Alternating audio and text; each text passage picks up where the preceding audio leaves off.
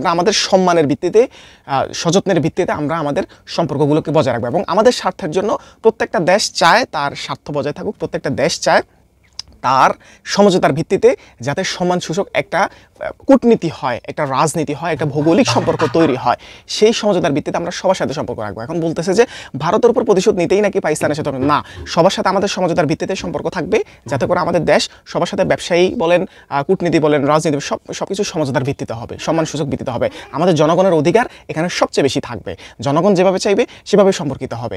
আপনি ক্ষমতা যাওয়ার জন্য আরেকটা দেশের কাছে নিজের স্বার্থ বিকিয়ে দিবেন, নিজের দেশটাকে একটা করদ রাজ্যে বানায় দিবেন, এটা হতে পারে না, এটা হবে না। এটা করছে বিদায় তাদেরকে দেশ থেকে পালা যাইতে হয়েছে। এখন আগামীতেও যারা সরকার আসবে তারাও যদি এরকম করে, মানুষের অধিকার নিয়ে চিনিমিনি করে, বৈষম্য করে, তাহলে তাদেরকেও কিন্তু সেম একই রকম একই পথের প্রতীক হইতে হবে, একই ভাগ্য বরণ করতে হবে। এটা আপনাদেরকে মাথায় রাখতে হবে। যাই হোক, আজকের মতো এখানে শেষ করছি। দেখা হবে পরবর্তী কোনো ভিডিওতে। সব ভালো থাকবেন, সুস্থ থাকবেন।